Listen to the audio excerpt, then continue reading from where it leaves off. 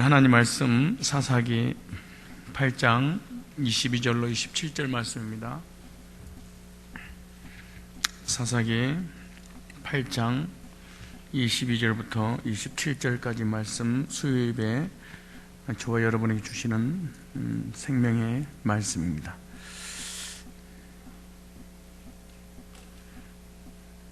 (22절부터) (27절까지) 다 같이 한 목소리 읽겠습니다. 시작. 때에 이스라엘 사람들이 기드온에게 이르되 당신이 우리를 미디안의 손에서 구원하셨으니 당신과 당신의 아들과 당신의 손자가 우리를 다스리소서. 기드온이 그들에게 이르되 내가 너희를 다스리지 아니하겠고 나의 아들도 너희를 다스리지 아니할 것이요 여호와께서 너희를 다스리시리라.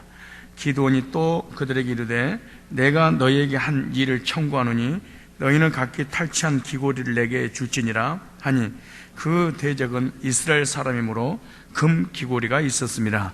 무리가 대답하되 우리가 즐거이 드리이다 하고 겉옷을 펴고 각기 탈취한 귀고리를 그 가운데 던지니 기드온의 청한 바 금 귀고리 중수가 금 1700세겔이요 그 외에 또 세 달 형상의 장식과 폐물과 미디안 왕들이 입었던 자세복과 그 약대 목에 둘렸던 사슬이 있었더라.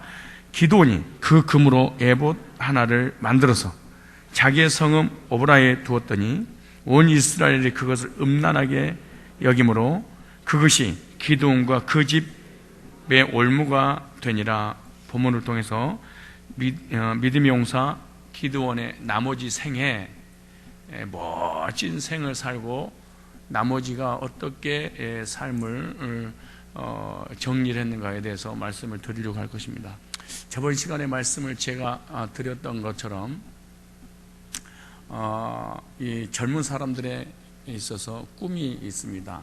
그 꿈이 있다면 젊어서는 자기 머리를 믿고 나는 교수를 좀 해야 되겠다. 그래서 교수 생활하다가 중년이 되면 나는 교수를 그만두고 내 머리를 믿고 한번 정치에 뛰어들어서 한번 국회에 진출하고 싶다라고 하는 사람도 있고, 그리고 노년에는 멋진 종교적 행위를 가지고 있는 한번 목회를 한번 해봤으면 좋겠다라고 하는 이런 기독교인들의 꿈을 이렇게 저마다 꾸게 됩니다. 오늘 본문에 보면은 이 믿음의 용사 기드온의 나머지 생애를 좀 보게 되는데, 그 나머지 생애 중에 멋진 중년의 정치를 정말 멋떨어지게 이스라엘 역사 속에 이렇게 멋진 하나님을 왕으로 섬기며 하나님의 부르심을 받아서 하나님께 순종함으로 이렇게 정치를 믿음 안에서 잘한 사람이 없을 정도로 아주 훌륭한 정치로는 성공했던 사람입니다.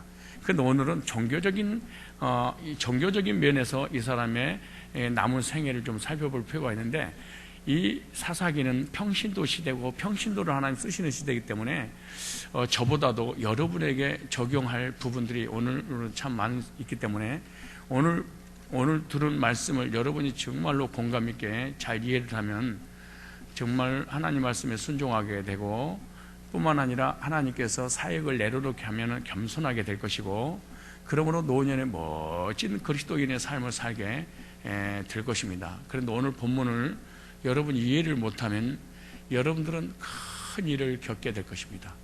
하나님 앞에 엄청난 그 징계를 당하게 되는 것이, 또 그 후손까지 정말 이 땅에서 비참할 정도로 될 수도 있다. 평신도에 관한 부분입니다. 왜냐하면 기드온은 평신도이기 때문에 그렇습니다. 그런 말씀을 좀 드려보면, 평신도 입장에서 가장 해보고 싶은 일이 있었는데, 그것이 바로 자신도 한번 많은 목회자들처럼 부흥사들처럼 강단에서 감명 있는 설교를 전했고 들었던 그런 것을 보면서 나도 한번 강단에 서서 성도들 앞에서 감명 있는 설교를 한번 해보고 싶다라는 그런 마음을 평신도들이 꿀 수도 있습니다.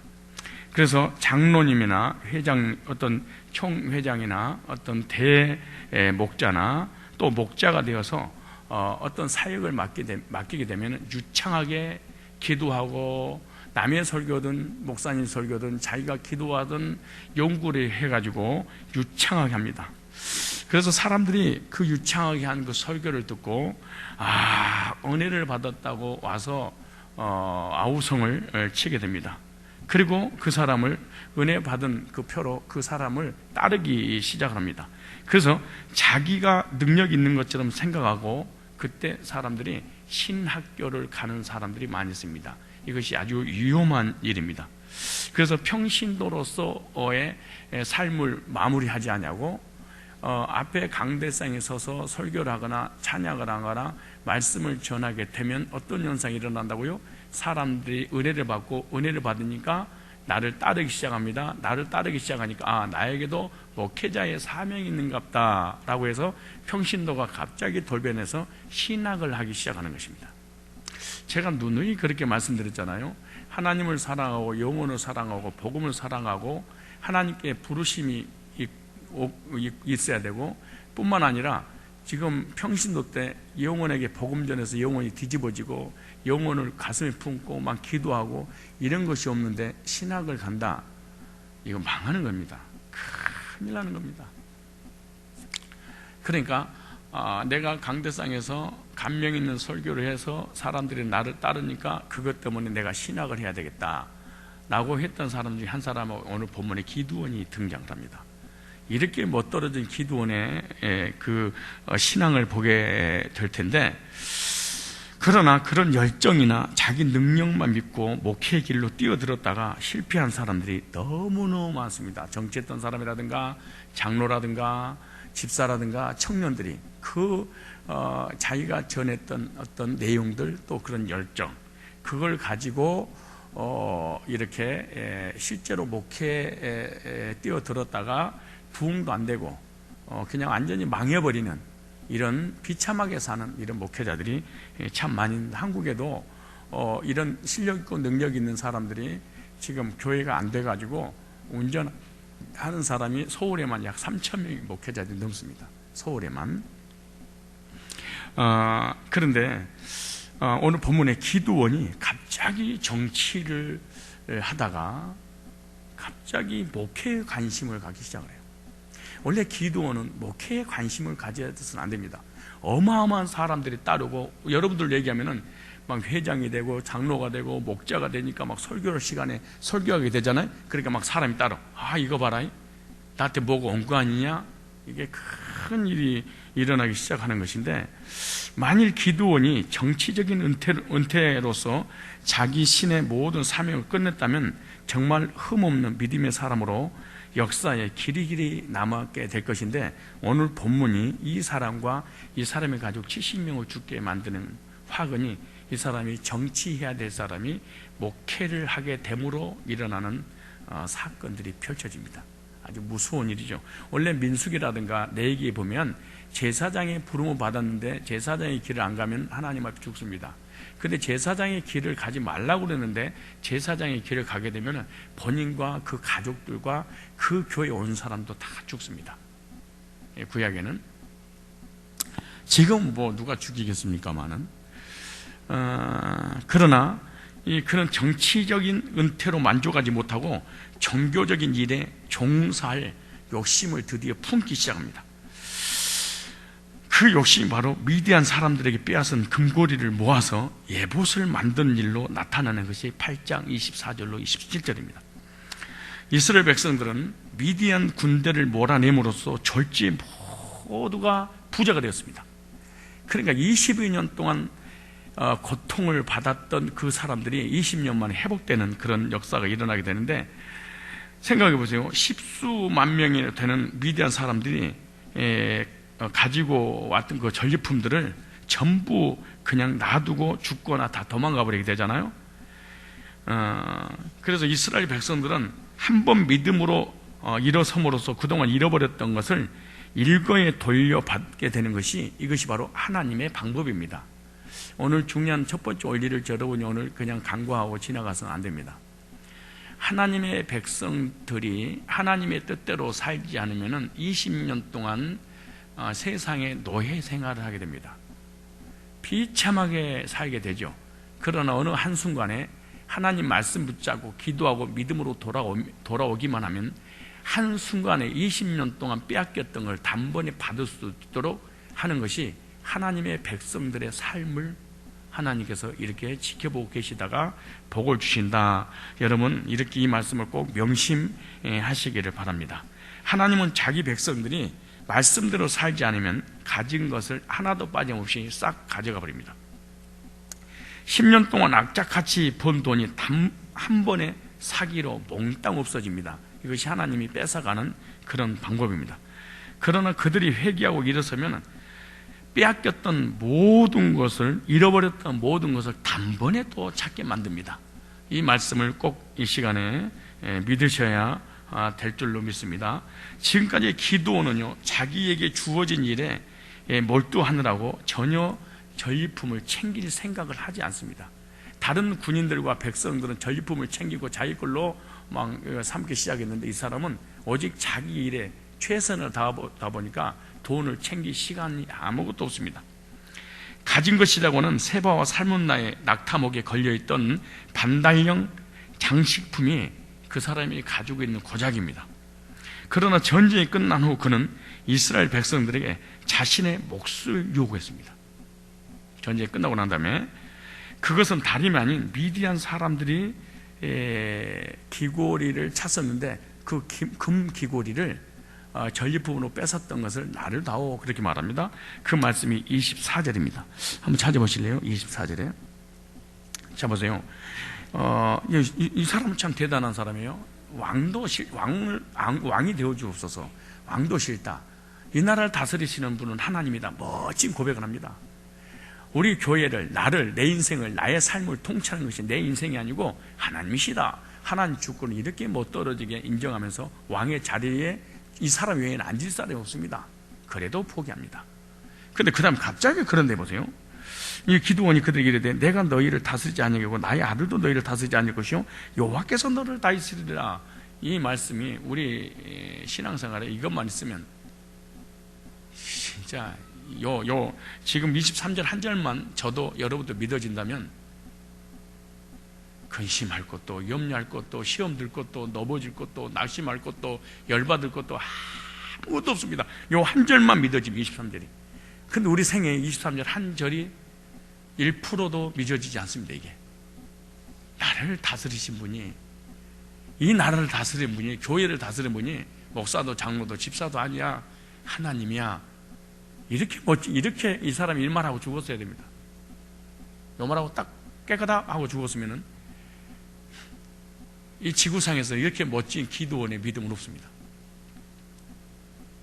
근데 보세요. 갑자기 24절에 기드온이 또 그들에게 이르되 내가 너희에게 한 일을 청구하노니 너희는 각기 탈취한 귀고리를 내게 줄지니라. 아니 그 대적은 이스라엘 사람이므로 금고리가 있었습니다. 무리가 대답하되 우리가 즐거이 드리라고 그 겉옷을 펴고 각기 탈취한 귀고리를 그 가운데 던지니, 이렇게 말해요.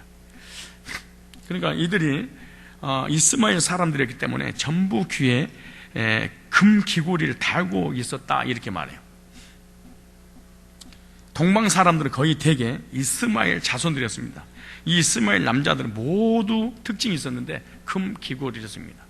요즘도 남자들이 귀고리를 하는데 우리 교인 청년들도 가끔가다 귀고리 하다가 이 지저분한 놈아 그거 뭔 짓거리냐 라고 얘기하니까 그 이틀이나 또 막 구멍까지 뚫더라고. 그러지 하면 안 되는데 이스라엘 백성들은 기꺼이 이 귀고리를 모았는데 그 모은 그 무게를 보면 보세요. 26절에 시작. 기드온의 청한 바 그 금 귀고리 중수가 금 1700세겔이요 그에 또 세 달 형상의 장식과 폐물과 미디안 왕들이 입었던 자세복과 그 약대목에 걸렸던 사슬이 있었더라.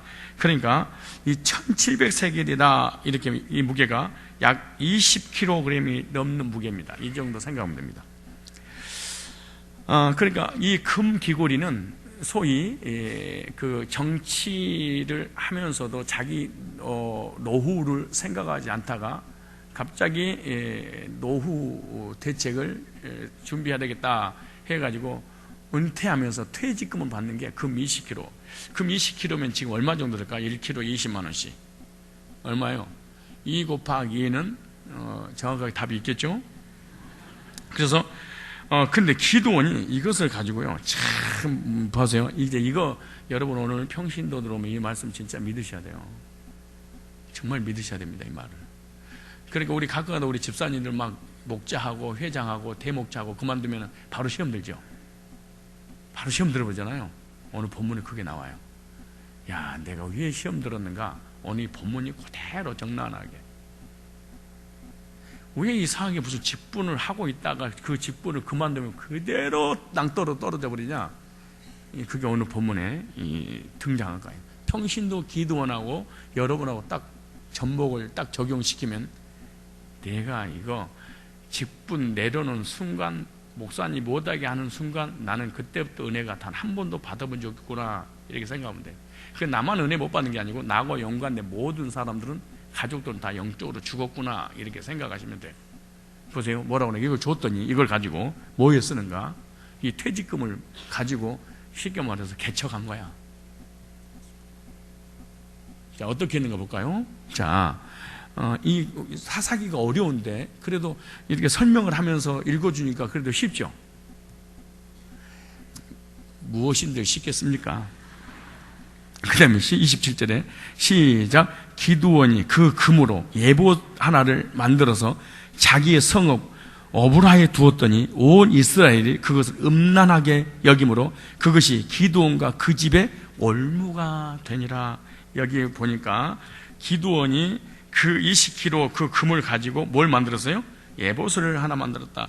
여기서 드디어 이스라엘 나라는 자기와 자기 가족들의 저주가 여기서 시작됩니다.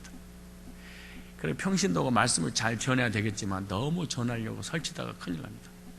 전하다가 그만 돌아올 때 그냥 겸손하게 내려놓지 못하고 시험 들어버리면 큰일 나는 것입니다. 예봇을 만들었더라. 원래는요, 이 예봇은 제사장이 하나님을 섬길 때 조끼, 앞치마, 겉옷으로 여러 가지 색실로 짠 굉장히 화려한 옷이 대제사장이 입는 예봇이라는 옷입니다. 그러니까 평신도라든가 제사장이라든가 일반인들이 절대 입어서는 안 되는 옷입니다. 그 위에는 이제 이 중요한 얘기인데, 그 위에는 이스라엘 12지파를 나타내는 12개의 보석을 달았고 어깨에는 우림과 둠밈이라는 2개의 보석을 달아서 하나님의 뜻을 묻습니다. 이것을 찾아내는 거야. 지금 이 사람 누가 지금 기드온이 이것 때문에 에봇을 만든 겁니다. 그래서 예를 들어서 한쪽 보석이 빛을 내면 하나님이 승낙한 것이고 다른 보석이 빛을 내면 거부한 것인데 둘 다 보석에 변화가 없으면 하나님이 응답하지 않는 것으로 생각하는 거예요. 그래서 이 에봇의 우림과 둠밈이라고 하는 것은 엄청난 하나님의 음성, 하나님 뜻이 그대로, 다시 말해서 이 점쟁이라고 한다면은 점치는 거나 마찬가지 정도로 분명하게 하나님의 음성이, 하나님의 뜻이 이렇게 나타나는 것이 대제사장이 있는 에봇 위에 우리가 둠밈이라고 하는 보석입니다. 그런데 지금 이제 구약에는 우림과 둠밈으로 나타나는데 신약에는 목회자들 가슴 속에 이걸 집어넣습니다. 그래서 목회자가 신방을 하지 않아도, 성도들이 시험 들었는지 안 들었는지 신방하지 않아도 목사 가슴 속에 이미 하나님 넣어놨기 때문에 알아버립니다. 어떻게 보면은 교회를 떠날 것인지 올 것인지 어느 정도 이 사람이 밑바닥에 인생에 내려갔는지까지 다 알 수 있습니다. 하나님은 구약에는 흉배에다가 대제사장의 에봇에다가 12지파를 상징하는 보석이 빛이 나면, 또 빛이 안 나면 신앙생활이 잘하고 있는지 신앙이 떨어졌는지 다 알 수 있듯이, 그런데 중요한 것은 기드온이 왜 이런 예봇을 만들었냐, 그 점이에요. 왜 만들었을까요? 그것도 왜 다른 금이 아니라 그들이 멸망시킨 이스라엘 사람들의 몸에서 빼낸 금 귀고리를 이런 예보를 만들었을까요? 이것은 기드온의 새로운 변신입니다. 정치에서 이제는 종교로 바뀌어지는 이제 그런 어떤 과정입니다. 지금 다시 말해서 지금까지 정치이자 군인의 자리에서 제사장이다, 이제는 제사장이면서 영적 지도자의 자리로 옮기는 과정이 지금 이 자리입니다. 물론 기드온이 만든 예봇은요, 진짜가 아니라 가짜 예봇입니다. 진짜 예봇은 금으로 만들지는 않습니다. 천으로 짜게 되어 있고 거기에 여러 색깔의 보석을 달게 되어 있는데, 또 진짜 예봇은요, 제사장이 입어야 가치가 있는 것이고 하나님의 뜻이고 하나님 그렇게 하라고 그랬습니다. 그러나 기드온의 그 예봇, 기드온이 만든 예봇은요, 입기 위해서 만든 것이 아니라 세워두기 위해서 만들었다 그래. 다르죠. 그러니까 세워두고 그렇게 보려고 만든 것과 입으려고 만든 것은 너무나 차이가 있지 않겠어요? 그래서 첫 번째로 우리가 먼저 알 수 있는 것은, 예봇을 만든 이 사건을 통해서 기드온의 첫째 종교적 실패를 볼 수 있다. 무슨 실패? 이거 갖다 신앙의 실패가 여기서 오는 거예요. 멋떨어진 인생을 살아놓고, 다시 말해서 성도가 권찰이 집사, 집사가 안수집사, 안수집사가 장로부, 대목자, 목자 다 해놓고 완전히 종말에 망해버리는, 비참한, 세상에서도 멋지게 살다가 갑자기 세상 것을 내려놓고 하나님 일한답시고 하다가 비참하게 저주를 받게 되고, 혼자만 받는 것이 아니라 가족들과 함께 받아버리는 이런 일이 벌어지게 되는 거예요. 그렇다면 이 예봇은 무엇을 위한 것이냐? 바로 숭배를 위한 거예요. 다시 섬기기 위해서 만든 거예요. 왜? 걸어두고 보려고 만든 거잖아요. 성경은 기드온이 이것을 만들자마자, 27절에 보세요. 뭐라고 말한가? 만들자마자 잘 보셔야 됩니다. 시작. 기드온이 그 금으로 예봇 하나를 만들어서 자기의 성읍 오므라에 두었더니 온 이스라엘이 그것을 우상 숭배했더라. 음란하게 이렇게 하도록 기드온이 허락하였더라. 기드온이 이렇게 허락하게 하려고 만든 거야. 보세요. 음란하게 위하여 여김으로 그것이 기드온과 그 집에 뭐가 되었더라? 올무가 되었더라. 이렇게 시작합니다. 기드온은 왜 전리품으로 얻은 금을 가지고 이런 예봇을 만들었을까요? 왜 그랬을까요? 그 첫 번째로, 중요한 말입니다. 오늘 정말 여러분 잘 들으셔야 됩니다. 잘못 들으면 여러분 정말 큰일 납니다. 여러분들 스스로 지금 말씀을 전하기 전에 스스로 한번 적용 한번 해보십시오. 우리 15년 동안, 17년 동안 우리 교회에서 많은 목자들, 회장들, 대목자들 지나갔잖아요. 근데 거의 90% 이상은 다 시험 들어서 못 일어나죠. 거의 그러죠. 이런 사람 누가 있나요? 우리 하장로님이나 김장로님이나 김민기 신홍문 장로님 제한 나머지 평신도를 내가 안수집사라든가 집사들을 총회장이라든가 대목자를 세우고 말씀 전하는 현장에 세워놓고 난 다음에 그들이 멋떨어지게 남은 삶이 영적으로, 정신, 육신적으로 행복하게 살아가고 있는 사람이 있습니까? 없죠. 이거 중요한 일입니다. 너무 중요해서 내가 딱 찝어서 말씀드린 거예요. 찝어가지고 왜? 못 알아듣기 때문에 또 그런 실수를 또 할까봐. 너무 위험한 일이니까. 자, 보세요. 왜 예봇을 만들었냐? 첫째, 자신을 계속적으로 하나님 앞에서 제사장의 역할을 감당해야 되는 거 아니야? 이렇게 생각했습니다, 사람이. 왜? 지금까지 내가 제사장 역할을 했는데 내가 계속 해야 되는 거 아니야?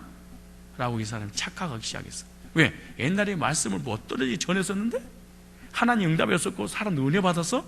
근데 나를 안 세워 이제? 아니, 목사가 나를 안 세워 이제? 이때부터 큰일이 나기 시작합니다. 여러분, 무조건 종교생활하고 무조건 믿습니다 그러지 마세요. 원리에 근거해서 사람이 신앙생활을 해야 됩니다. 이 기드온은요, 미디안 사람들과 전쟁을 치르면서 하나님 음성을 들었다. 이게 아주 큰 축복인데 나중에는 감당을 못하면 저주가 돼버리는 건데, 놀랍게도 하나님을 기드온은 직접 만나게 됐고 하나님의 음성을 듣기도 했고 하나님의 표적을 직접 체험도 했어요. 우리가 그동안 다 배웠잖아요. 또 자기의 손으로 제사까지 드렸는데 제사가 또 하나님 앞에 상달돼가지고 응답까지 받았네. 그런데 기드온은요, 여기서 중요한 말이에요. 레위 지파가 아니다. 레위 지파는 제사장 지파잖아요. 근데 이 사람 무슨 지파예요? 예? 제일로 어린 므낫세 지파이잖아요. 그러나 하나님은요, 그런데 이런 제사장 지파가 아닌 평신도인 그에게 바알 제단을 헐고 세단을 쌓아서 제사를 드리게 했는데 이 평신도의 제사를 하나님 받았어. 이것은 기드온에게 너무너무 중요한 체험입니다. 그가 하나님을 얼마나 체험 있게 여호와 살롬, 이 사람이 이렇게 부른 거예요. 최초의 이 사람 여호와 샬롬 그렇게 불렀잖아요. 하나님이 레위인이 아닌 일반인이 드리는 제사도 받으셨다, 이것을 깨달은 거예요. 하나님 내 제사를 받아. 그렇다면 하나님 왜 레위인이 아닌 기드온의 평신도가 드려지는 제사를 하나님 받으셨을까요? 여기 중요하죠. 왜 받으셨을까요? 오늘날로 얘기하면 우리 교회 전도사가 부족할 때 왜 간사를 세우고 왜 목자를 세우고 회장을 세워서 설교를 하게 할까요?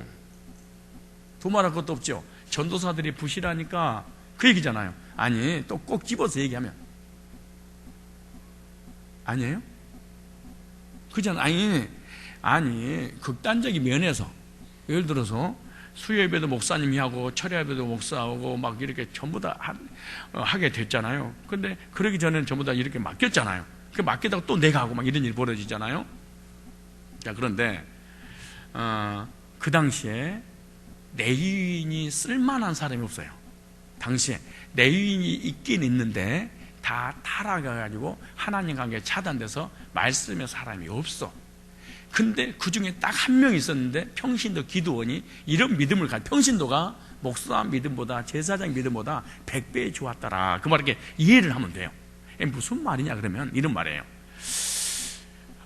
당시에 미디안 전쟁을 하나님이 준비를 하고 이스라엘 백성들이 회복시키시려고 마음 먹었는데 제사를 드리고 제사를 통해서 하나님 응답해 주시기는 게 구약의 하나님 뜻이지 않습니까?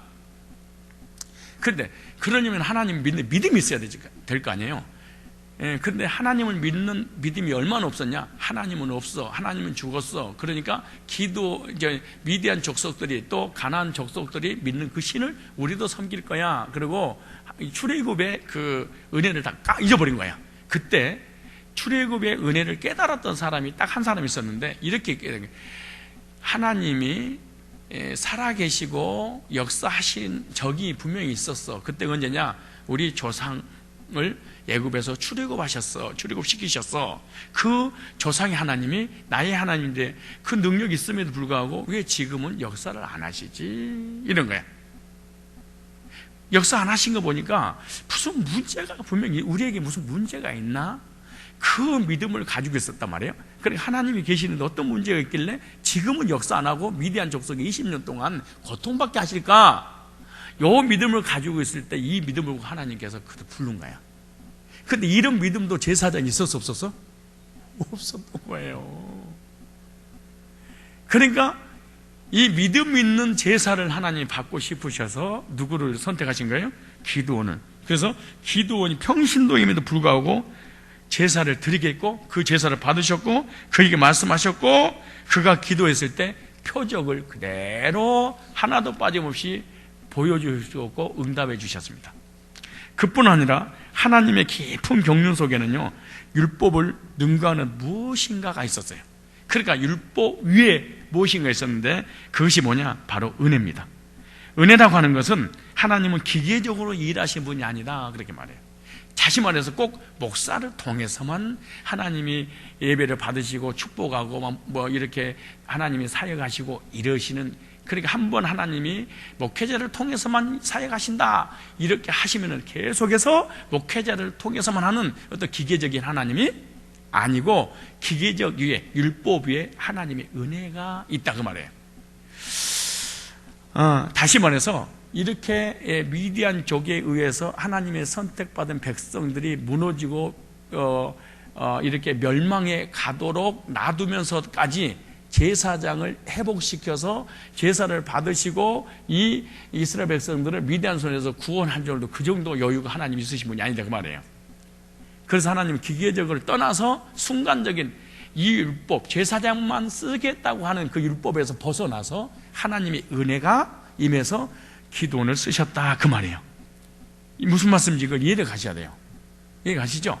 그러니까 왜 기도원을 쓰셨냐 그 말이죠. 그거 그 얘기를 지금 하려고 그러는 거예요. 눈을 뜨시고, 물론 새벽기도 나오셔가지고 힘드시겠지만, 그래서 하나님은 우리의 상식이나 선입견을 뛰어넘어 죄인들을 만나기도 하고 용납하기도 하신다.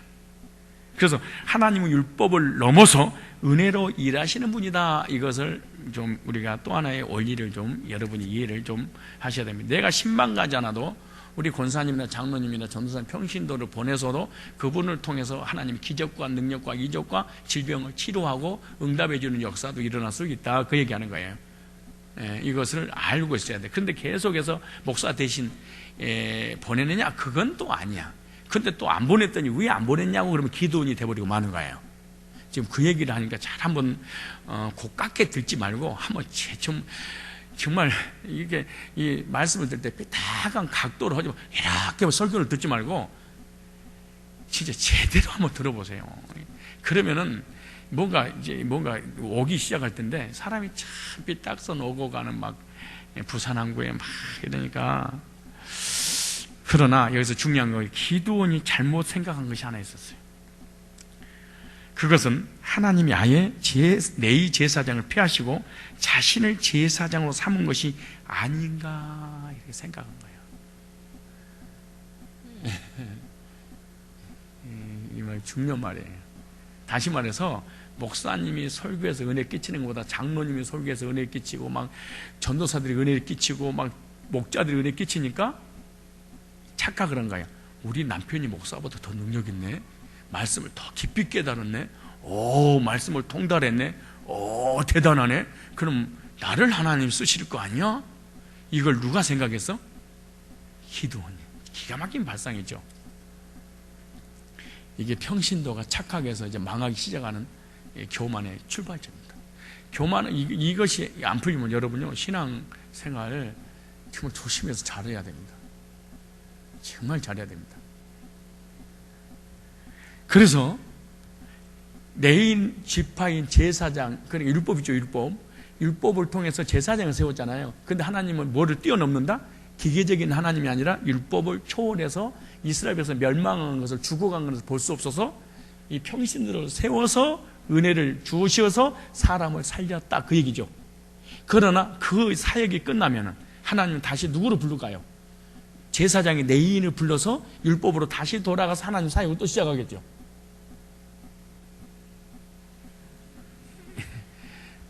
그러겠죠. 그런데 이 사람이 착각하는 거야. 자기가 워낙 능력이 뛰어나니까 나보다 뛰어난 능력을 가지고 있는 제사장이, 이때부터 이 사람의 하늘 문이 닫혀버린 사람. 그러니까 이때부터 평신도들이 무슨 직분 맞고 그 일을 그만두면 은혜를 하나도 못 받고 새신자보다 밑바닥 내려가지고 하나님 계신 것도 모르고 세상으로 나가버린 사람. 그래서 많은 거예요, 오늘 본문이.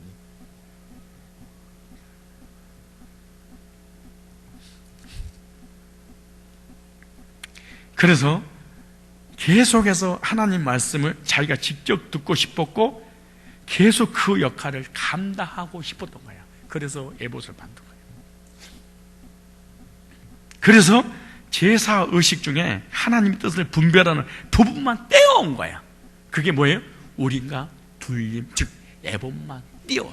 에봇 속에 우림과 둘림 있잖아요. 그것이 하나님이 전쟁에 나갈까요? 나가지 말까요? 응답입니까? 아닙니까? 그 뜻을 물으는 그것만 빼서 딱 장식해 놓은 거예요. 무서운 발상을 한 거예요. 그러니까 이 사람은 하나님의 주권, 하나님의 권위, 하나님의 질서, 하나님의 율법 완전히 뒤바꿔버리는 무서운 죄악을 지금 저지르고 있는 거예요.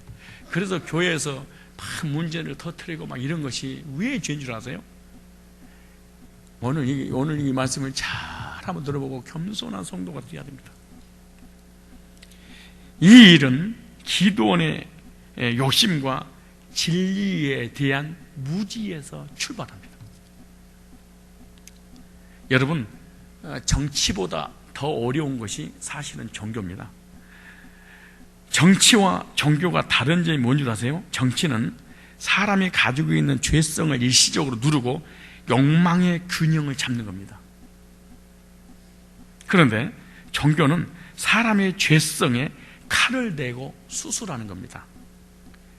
그러니까 죄성을 가지고 있는 죄인들에게 말씀의 칼로 수술하니까 자기를 찌르고 아프니까 성도들이 막 덤벼버리고 막 치받아버리고 막 교인들이 나가버리고, 이런 것이 바로 제사장이 하는 일이고 종교가 하는 일인데, 이걸 만만하게 기도원이 본 거야. 그래서 교회는요, 일평생 동안 덤비는 성도가 없을 수 없다. 죄성을 가지고 있는 교인들이 하나님 말씀에 칼을 대면 견디지를 못한다. 이것이 정치와, 근데 정치는요, 죄성을 가지고 있는 모든 사람들을 그 욕망을 그대로 수용을 해서 함께 치고 나가는 것입니다. 이거 정치입니다. 근데 종교는 절대로 그러지 않습니다. 그 사람이 가지고 있는 잘못된 자아상, 견해, 철학, 잘못된 이성들, 이걸 말씀의 칼로 오려내서 하나님 말씀이 들어가서 새 사람을 만들게 하는 거니까, 이것은요, 대통령이 하는 일, 교수가 하는 일, 정치가 하는 일이 아닙니다.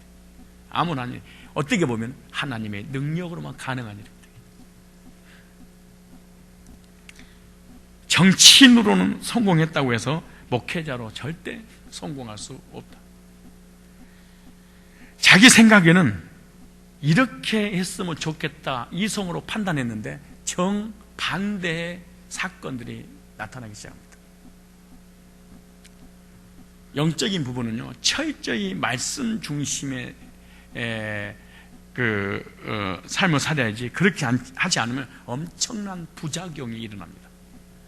교회에서 목회자가 인본주의를 쓰거나 어떤 이성을 가지고 목회하거나 이러면은 반드시 부작용이 일어납니다. 그래서 희종일관 강대상에서는 하나님의 말씀만 전해줘야 됩니다. 그 점을 아주 잘 보여주는 것이 바로 이 기드온의 에봇 사건입니다. 뭐 때문에? 하나님이 나를 제사장으로 계속 쓸 거야. 율법의 위에 앉아버린 겁니다. 하나님 위에. 그리고 나 정도 실력을 가지고 있는 제사장이 없어. 나처럼 메시지가 있는 사람이 없어. 제사장 중에 나처럼 응답받은 사람 나오라고 그래봐.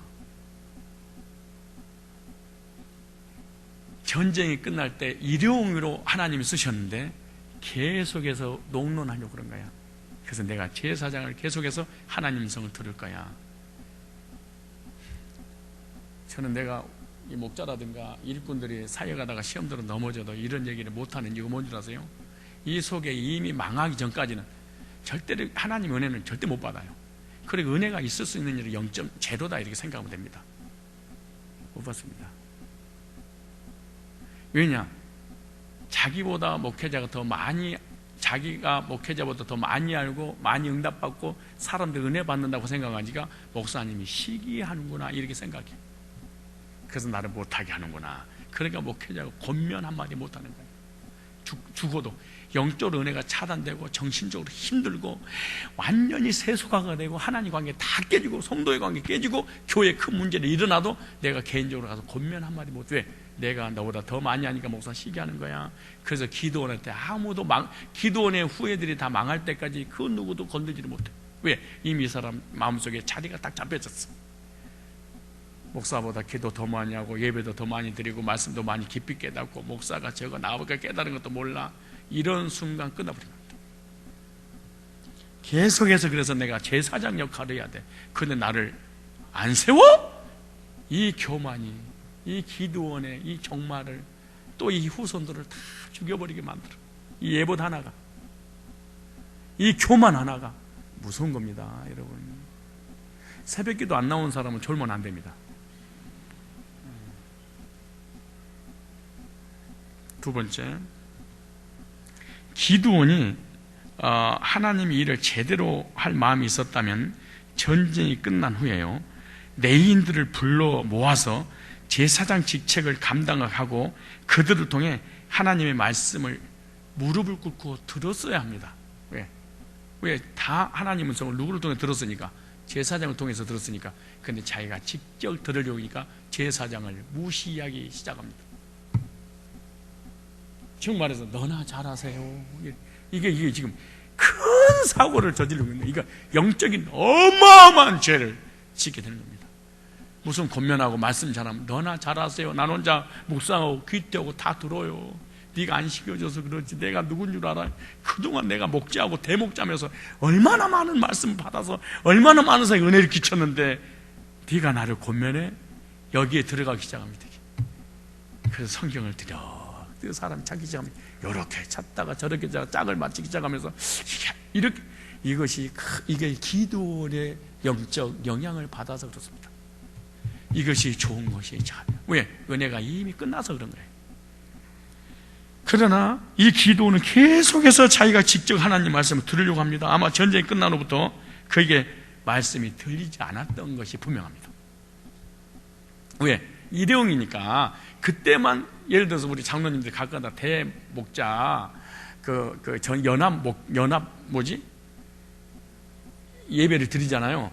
그럼 꼭 순수하고 겸손한 장로님들은 꼭 나한테 찾아와.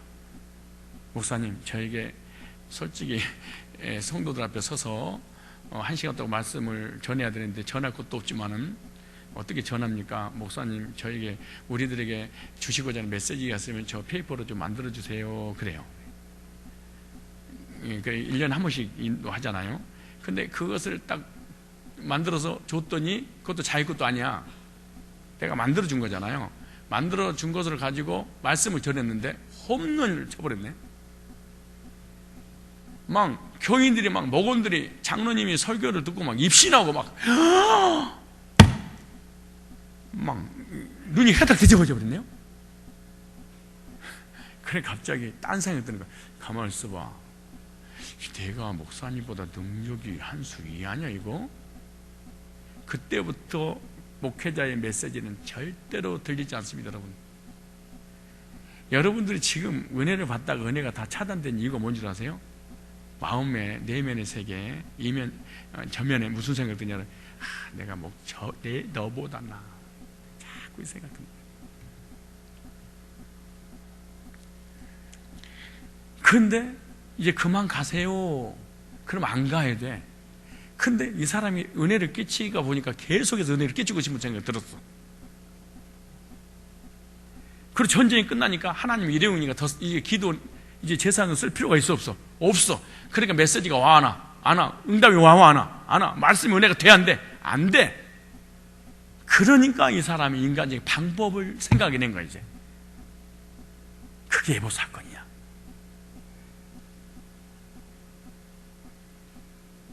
여러분들도 전도사 1년 하고 관사 1년 하고 목자 1년 하고 회장 1년 하고 그러면은 그만하세요. 1년 동안 엎어지고 뒤집어지고 기절하고 입신시킬 수 있는 성도를 은혜를 끼쳤어도 딱 내려놓는 거야. 그리고 제사장 앞에 무릎 꿇고 다시 말씀을 주옵소서 은혜 앞으로 돌아오지 않으면요.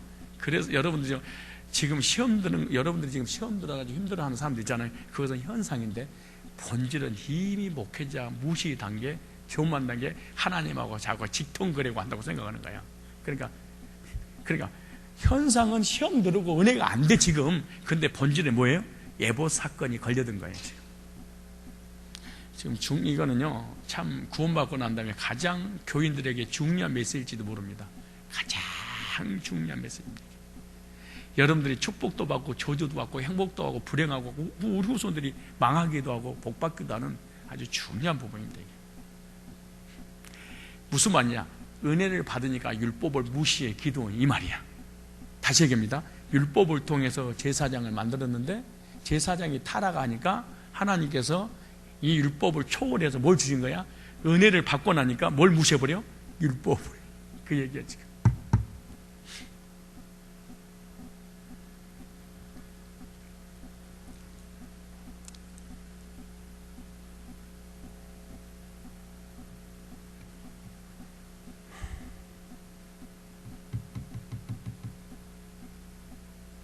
그래서 율법을 폐하고 나에게 은혜가 온 사람의 특징은 은혜를 못 받는다. 참 이게 모순이잖아요.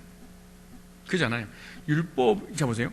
하나님께 일시적으로 율법으로 말미암아 어떤 그 기계적으로 만들었던 어떤 그 제사장의 제도를 일시적으로 폐하고 뭐를 은혜를 율법을 초월해서 은혜를 줘서 평신도를 하나 쓰셨잖아요. 그죠? 그리고 영원히 그런 게 아니잖아요.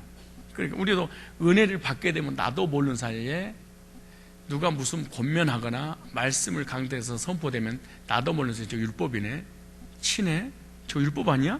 저 문제. 이게 기드온이 그래. 그래서 완전히 구원파 방종주의에 빠져버리는, 이렇게 메시지 여기 찾아내는 거 진짜 만만한 일이 아니에요. 오늘 본문이.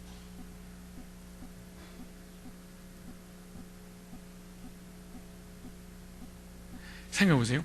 율법이 없어지고 은혜가 왔다면 이 사람은 계속 은혜를 받아야 돼, 못 받아야 돼? 기도원은. 아니, 기계적인 제사장을 피하고 은혜가 왔잖아요. 그죠? 그래서 은혜를 받았어. 그래서 율법 없다고 하나님 말씀이 안 와도 자기는 은혜가 있다는 거야. 그렇다면 은혜 생활을 해야 될까요? 안 해야 될까요? 상식적으로 은혜 생활을 해야 되잖아요. 그런데 전혀 본인은 은혜를 못 받아. 그래서 하나 차리는 거야. 이렇게 우리끼리 모이자.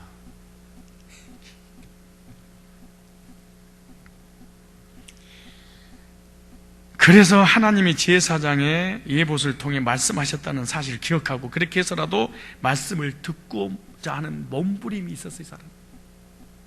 그래서 사람들이 기도원 차리고 혼자서 골방에서 기도하고 음성 듣고 혼자서 성경부 가르치고 사람 모아놓고 이짓거리 앉고 이래서 그런 거야.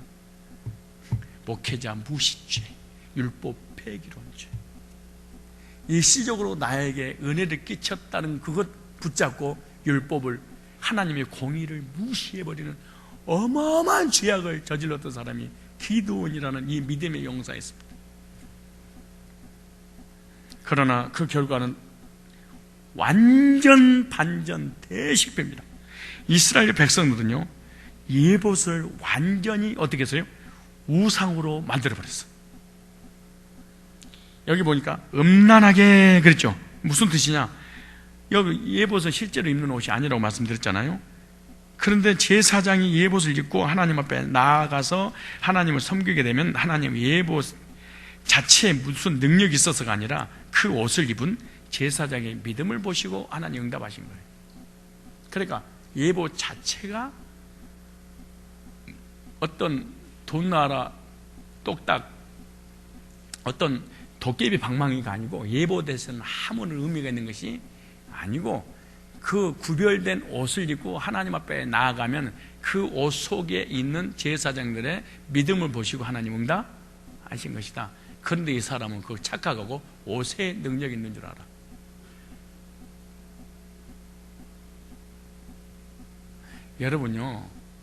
여러분 이 말을 좀 쉽게 이제 표현하면은, 우리의 몸 있죠. 우리의 몸, 우리 외모, 우리의 속, 우리의 얼굴이 사실은 명품이어야 되잖아요. 근데 명품이어야 되는데 내 몸은 반품인데 자꾸 명품 옷을 입어, 이 말이야 지금. 이것은 반품시켜야 됩니다.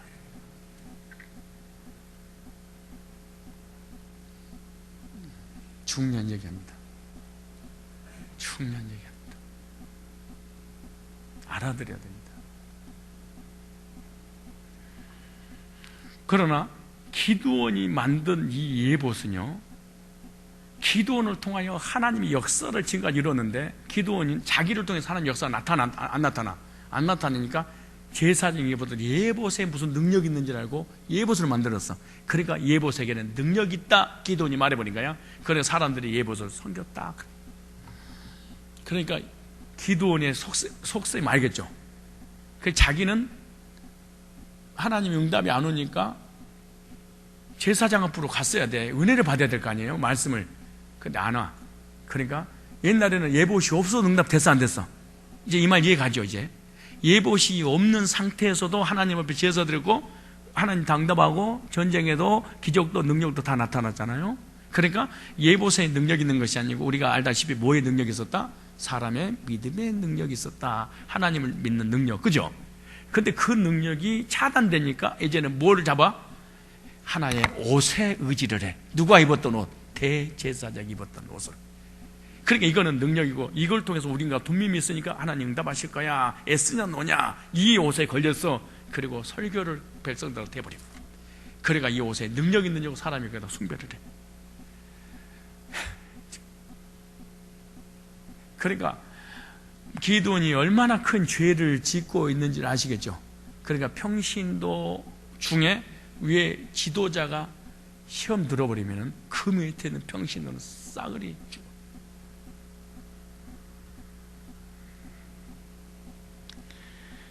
사람들은 에봇에 입을 맞추기도 하고 재물을 바치기도 하고 맹세해서 기도도 하고 심지어 이 옷에 대해서 예배도 드리기도 하고 예배 후에는 바알을 숭배할 때처럼 엄청난 술 파티나 섹스 파티까지 벌여진 거예요. 이 옷에다가 이스라엘 백성이 완전히 영적으로 정신적으로 도덕적으로 환경적으로 타락하고 우상 숭배하게 만들었던 사람이 기드온이었습니다.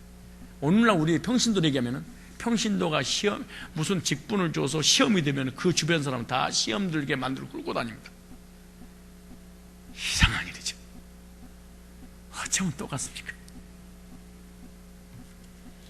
목자나 대목자가 시험 들면 그 밑에 있는 사람 몽땅 시험 들게 하든가 교회를 몽땅 데리고 나가든가 희한한 일이 벌어지는 거예요.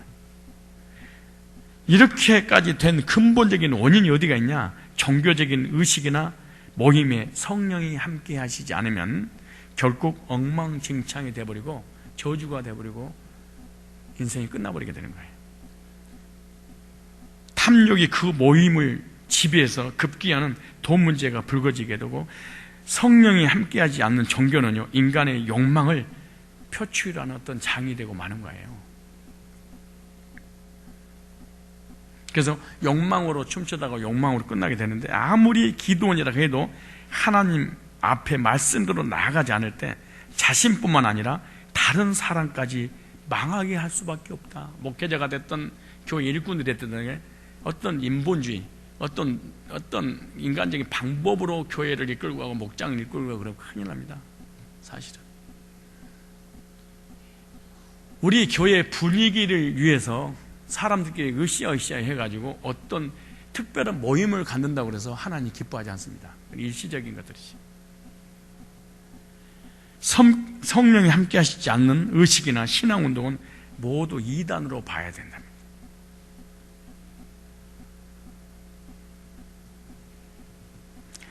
기도원의 신앙운동은요 사실은 이단적인 운동입니다. 결과가 이렇게 나타나서 말년에 이단에 등극되는 기도원의 생애를 보십시오. 이럴 수가 있을까요? 이렇게 믿음이 있었고 이렇게 능력이 있었고 이 사람만이 응답받았던 이 신적 존재였는데 노년에 이단으로 가버려. 이단이 다 보다도 이단성을 가지고 인생을 끝내.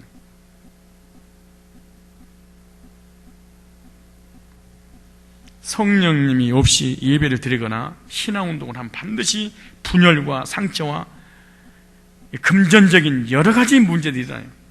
이보다 더 비참하고 추한 수는 없습니다. 만일 기도원이 교만을 버리고 자신의 영역, 정치적인 것만 한정이다 그래 생각하고 은퇴했다면 훌륭한 믿음의 용사로 영원히 길이 남았을 것입니다. 그리고 후손들도 영원히 복을 받았을 것입니다. 그러나 그는 말년에 이단 지도자 비슷한 처지로 몰락했고 말았고 그 자식들 사이에는 이 에봇으로 인해 피비린내는 전쟁이 있는데 70명이 죽습니다. 형제끼리 싸워서 이게 나중에 이제 그거 말씀드릴 거예요. 이것이 아버지의 책임이었습니다. 금으로 만든 기도원의 에봇은요 정치적인 성공을 종교의 영역 안으로 끊어들이는 사이비 종교의 상징입니다. 그러니까 내가 정치로 성공했는데 이것도 종교로도 성공할 수 있다 이렇게 생각하는 거예요.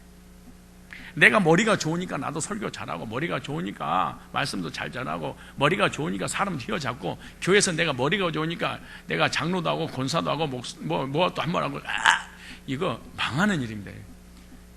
이거 아주 안 좋은 일이에요.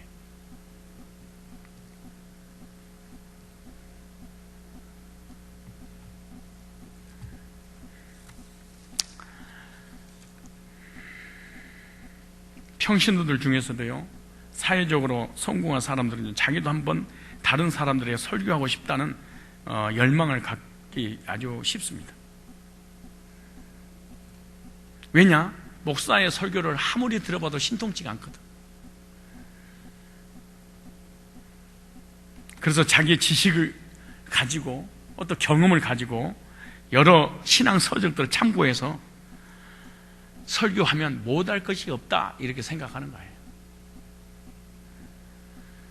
물론 기드온의 경우처럼 전시 상황이라든지 내인을 구할 수 없을 때는 외적으로 평신도를 하나님이 쓸 수도 있다라고 하는 가능성을 하나님 열어둔 것만큼은 분명합니다. 그러나 그 후에 원래 자신 위치로 돌아가야 합니다. 이 기드온은. 그런데 너무 화려한 목자가 되고 대목자가 되고 총회장이 되고 장로가 돼서 말씀을 전해서 은혜를 끼치는 그 모습이 환상에서 벗어날 수가 없습니다. 그런데 목회자가 여기까지만 하세요. 이 말을 듣는 순간에 하나님이 여기까지구나. 그리고 목사 앞에 무릎을 꿇고 말씀 받아야 되는데 아주 나를 이거는 부인할 수는 절대로 없습니다. 이게 얼마나 부인할 수 없냐. 0.1% 어떻게 보면 알 수 있냐. 은혜를 못 받은 거 보면 알아.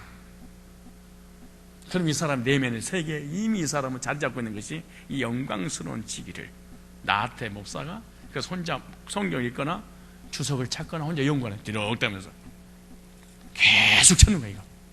환장한 일입니다. 이게 기드온이 이 짓을 했어. 근데 그 사람 옆에 붙었던 사람은 다 죽었어. 무슨 말이야? 시험 들었던 사람 옆에 붙었던 사람들은 다 죽었어. 다 저주받고. 직분은 영광스러운 것이지만 내려놓을 때 내려놓는 것이 아름다운 삶을 살게 만드는 거예요. 사람은요 추하게 인생을 살면 안 돼. 내려놓을 때 내려놓을 줄 아는 지혜로운 일꾼이 되어야 됩니다. 세상의 목사가 혹시 전도사들한테 내가 시기할 수 있어. 전도사들한테 어머 위기다 이거 어머 이렇게 설교를 잘할 수가 있나?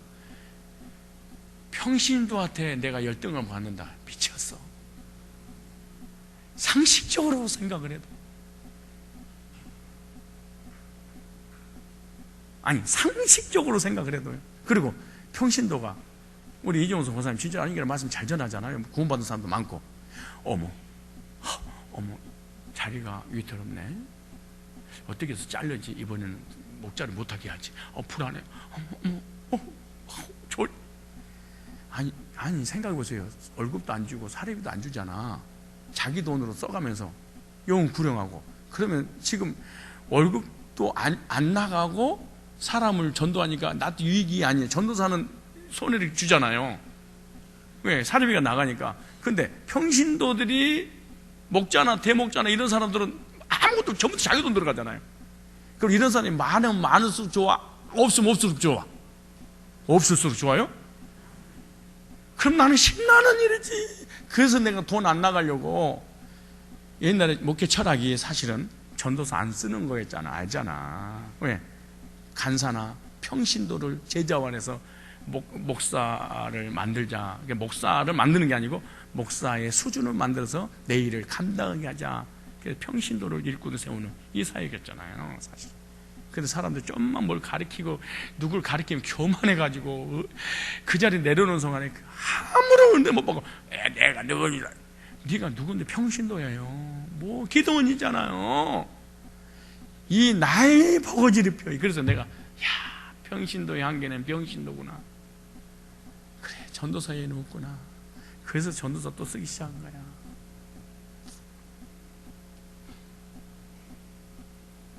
오늘 이 설교 끝나지 말고요 테이프 가지고 갔다가 계속해서 여러분 진짜 복 받기를 원한다면 들으셔야 됩니다. 계속 들으셔야 돼요. 기도는요 전쟁이 끝난 후 평신도 자리로 돌아갔어야 됩니다. 대목자를 하고 목자를 하고 회장을 하고 리더를 하고 간사를 했는데 여기까지 그만하세요. 그러면 네, 아멘. 하나님 나를 여기까지 쓰셨고 또 다른 분야 맡기시려고 그러시는군요. 이렇게 겸손하게 받아들이고 목회자를 또 은혜 받아야 되는데 자기가 며칠 전에 보서 성도 은혜 받는 거 보니까 자기가 뛰어나다고 생각하는 사람은 절대로 은혜 받지 못한다. 그리고 내인 제사장을 세워서 모든 백성들을 바른 방법으로, 진리 안으로, 말씀 안으로 하나님을 바로 섬기는 자리로 나아가도록 가르치셨어야 됩니다. 하나님 중심, 말씀 중심, 교회 중심, 목회자 중심의 삶을 살도록 그렇게 했어야 됩니다. 나를 따르지 말고 목회자를 따르십시오, 제사장을 따르십시오, 이랬어야 됩니다. 그런데 이 기도원의 이 영적 교만이 다 자기 사람 만들려고 하다가 결국 온 가족들을 망하게 만드는 패가망신한 이 남은 생애를 이렇게 비참하게 살 수 있을까요? 사람은요, 끝이 좋아야 돼.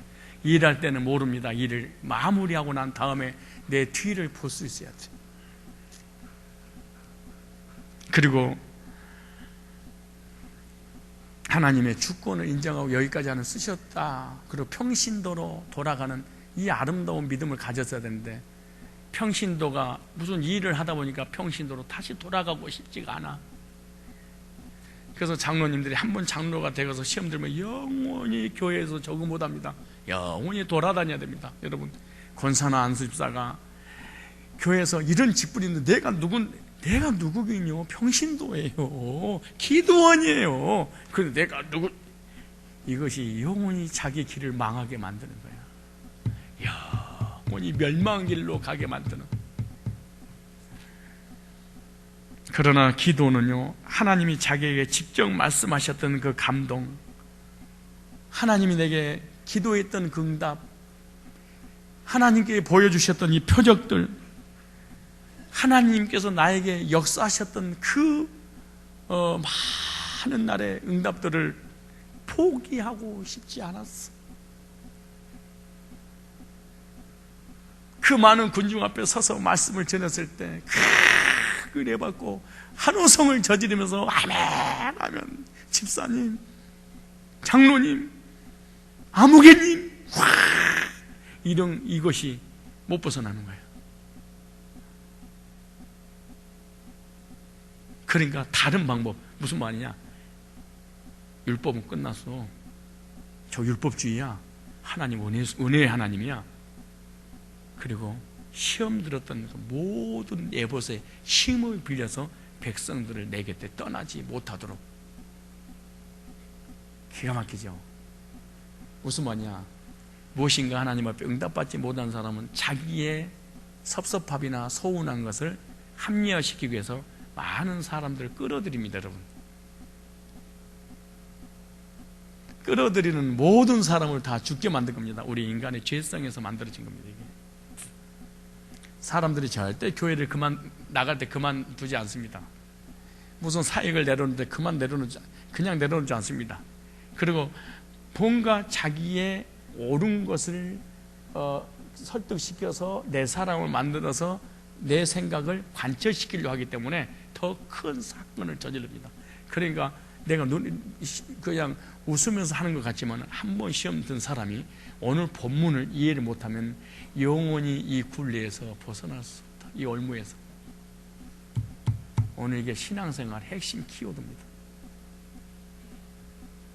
직분은 너무 아름답고 영광스럽고 축복이지만 어떤 사람에게는 이 직분이 영원히 올무가 되어 나를 저주받게 할 수도 있습니다. 장로, 영광스러운 직분입니다. 그러나 교만이라는 완장이 딱 들어가면 이 사람은 영원히 저주를 받습니다. 그래서 내가 장로 직분 주기 전에 꼭 이런 얘기죠. 권사 안수집사 줄 때 교회에 덕이 되는 일꾼이 되지 않고, 그리고 꼭 그 얘기, 앞서 직분을 어떤 사람은 받는 순간에 그 직분으로 해서 어마어마한 축복이 올 수 있고, 어떤 사람은 이것이 올무가 되어 저주도 받을 수 있는데 그래도 받겠습니까? 왜냐? 직분을 딱 갖게 되면 첫 번째 나타나는 것이 교만이 나타나요. 너하고 나 달라. 난 평신도가 아니야. 이제 이거는요, 기독교는 군림하는 종교가 아니에요. 섬기는 종교지. 지배하고 통치하는 종교가 아니에요. 다스리는 종교가 아니에요. 저 사람이 나보다 못해 종교가 아니에요. 저 사람이 나보다 이런 사람들을 직분을 줘야 됩니다.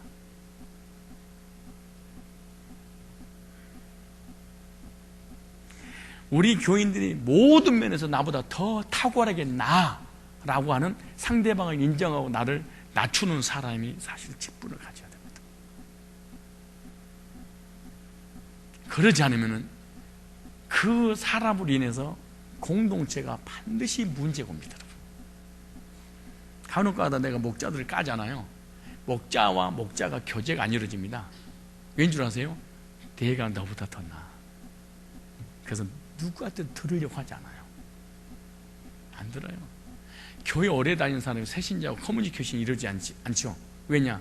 내가 너보다 나은데 네가 나를 가르쳐. 그러니까 항상 애로운 거예요. 항상 나 혼자야. 얼마나 고독하겠어요. 얼마나 애롭겠어. 그래서 이 감동, 이 능력, 이 응답, 사람들에 대한 환호, 전쟁에서 승리, 하나님께서 나에게 함께 하셨던 그런 역사들, 이걸 포기하고 싶지 않아서 레위인의 직분 중에 이 신탁에 해당되는 예본만 떼어 내서 그 예본 역할만 받아들인 거예요. 그래서 예본만 만들었다 그런 거예요. 그러니까 응답을 받았던 그것을 유지하고 싶고, 말씀 받았던 걸 유지하고 싶고, 은혜 끼쳤던 걸 유지하고 싶으니까 예봇이라는 우상을 딱 만드는 거예요. 이것이 예봇 지상주의를 낳았고 결국 실패한 신앙운동의 역사를 남게 됩니다.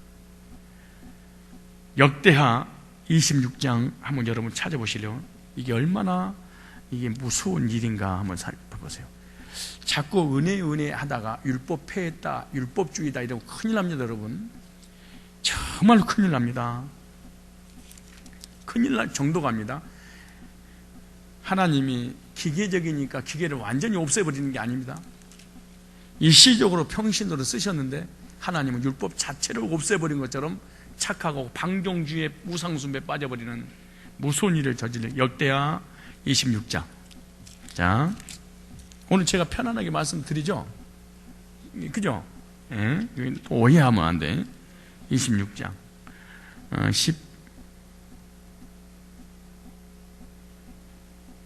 16절부터 시작. 저가 강성하여짐에 그 마음이 교만하여 악을 행하여 그 하나님 여호와께 범죄하되 곧 여호와의 전에 들어가서 향단에 분향. 이게 이제 사람들이 나를 따르고 왕이 되고 막 말씀을 전하고 막 영향을 끼치잖아요.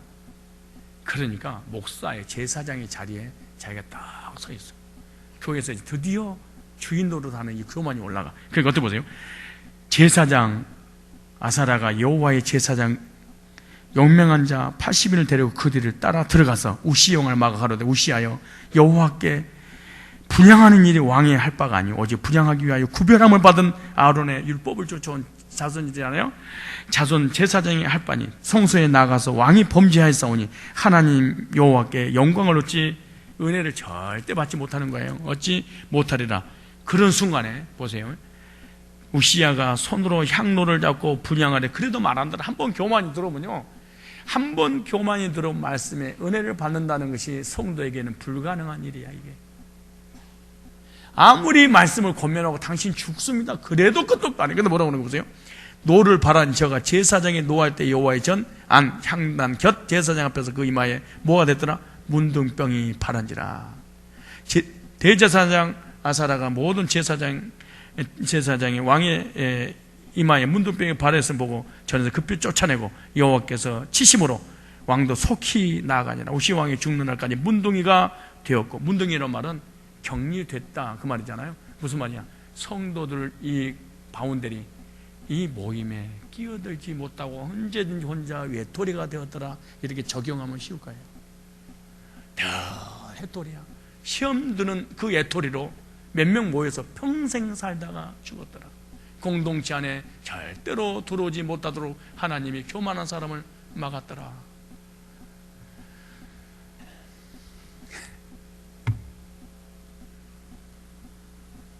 그러니까 한 번 자기가 어떤 영향을 끼친 적이 있으면요, 이것이 교만이 들어가 버리면은 그 말씀이 귀에 절대로 들리지 않는다. 은혜가 안 된다. 그래서 교회에서 왕 노릇하고 주인 노릇하다가 하나님께서 모든 성도들하고 구별을 다 시켜버립니다. 어느 한순간에 이 세상 얘기로 왕따를 시켜버립니다. 그래서 늘 혼자야. 근데 혼자는 안 돼. 그러니까 시험 든 사람 두세 명이 평생을 여자가 됐든 남자가 됐든 그룹이 딱 있어. 아무도 들어가지, 이 모임에 절대로 오지를 못해. 그리고 뭔만 해. 제사장이 나 못 들어가겠어. 그리고 계속 대제사장이 비방하는 우시왕이 생애가 되고 말아. 그렇게 멋떨어지게 인생을 살다가 그렇게 멋지게 교회 생활하다가 전부가 다 말씀을 전해서 사람들이 은혜를 받으면 그때부터 배는 것이 없습니다.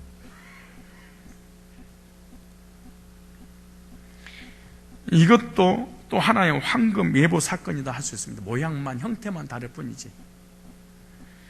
하나님과 사람을 연결하는 일은요, 하나님 직접 사람을 세워서 맡긴다. 이거 잊어버리지 마십시오. 이게 결론이잖아요. 아하, 하나님과 사람들과의 관계, 하나님과 사람과의 관계를 연결시킬 때는 하나님이 직접 하나님의 사람을 세워서 연결시키도록 하시는 것이지, 사람이 내 스스로 연결할 거예요 이럴 수 없다. 근데 성경에서 하나님이 연결시켜 주는 사람을 무시하고 자기가 연결하려고 했던 사람은 다 죽었더라. 그리고 다 격리됐더라. 바로 안 죽더라도 다 문둥병이 되고 말아요. 구약이 됐든 신약이 됐든 간에. 하나님과 사람을 연결하는 일은요, 하나님 직접 사람을 뭐한다? 세워서 맡기신다. 자기가 하고 싶다고 해서 맡을 수 있는 일 아닙니다. 하나님은요, 우리가 자신에게 주어진 한 영역에 만족하며 충성하시기를 원한다.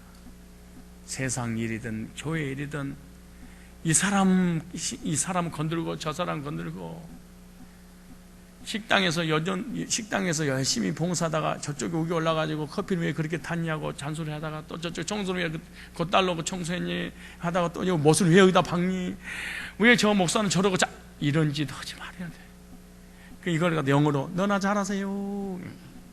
그냥 네 영역에서 네가 맡겨 요것만 하면 되는데, 이 질서를 무시하는 이것저것 다 참견하려고 했던 인간들 하나님이 다 격리시켰습니다.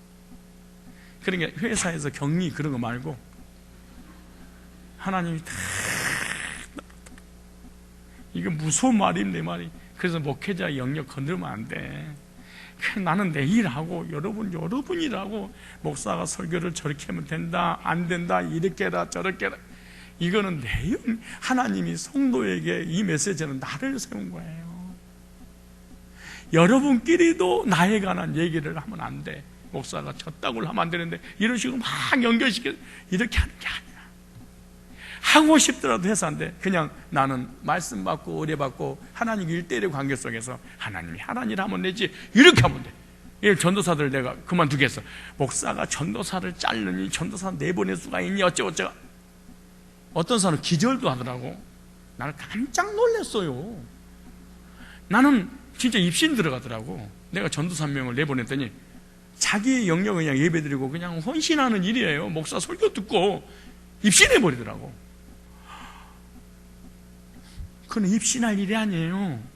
입신하시면 안 돼요. 이거는 개인 사건은 장로 누구 세웠냐, 권사 누구 세웠냐, 집사 누구 세웠냐, 전도사 누구 세웠냐, 누구를 내보냈냐, 누구를 사역을 그만두고, 이거는 여러분들이 터치할 문제가 아니에요. 하나님이 하나님과 성도 사이에 나를 통해서 연결을 하게 하시는 것인데 내가 이거를 해야 돼. 안 되는 거예요. 이건 그러시면 안 돼요. 여기서. 근데 이걸 우시의 왕이라든가 기드온이라 하나님이 연결고리 하는 그 사람 빼버리고 그 자리에 지가 차고 들어가는 거야. 얼굴행이잖아요.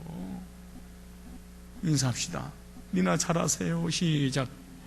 이게 중요한 말입니다. 이 말이. 이게 결론이에요. 이게 적용점이에요. 뭐나 잘하세요? 니 거나 잘해요. 니 거나. 근데 내 것까지 참견 쓰다가 완전히 망해버린 사람이 성경에 너무 많아. 세상 사람들도 마찬가지예요. 오늘날 기드온의 사건은요, 두 가지 직업을 가지고 있는 목회자들이나 장로하다 갑자기 목회를 가거나 교회 안에서 사역을 맡긴 후 내려놓을 때 시험 드는 행위, 이게 전부가 다 이 은혜를 계속 지속하려고 하는 행위, 그러다가 율법이 폐했다고 하는 얘기. 그래서 사람들 다 시험 들게 하는 얘기. 이것이 기드온의 마지막 생애를 이렇게 마무리를 합니다. 이게 이렇게 너무너무 아름다운 믿음과 아름다운 신앙, 나라를 구해놓고, 기가 막히죠? 교회로 얘기하면 교회 건축해놓고,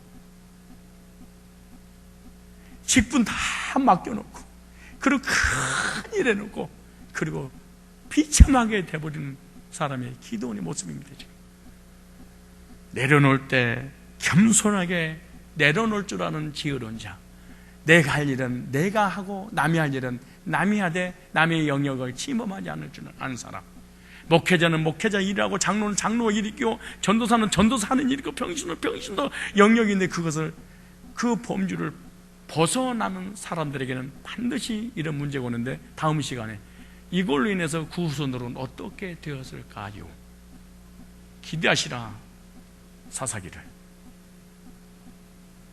기도합시다.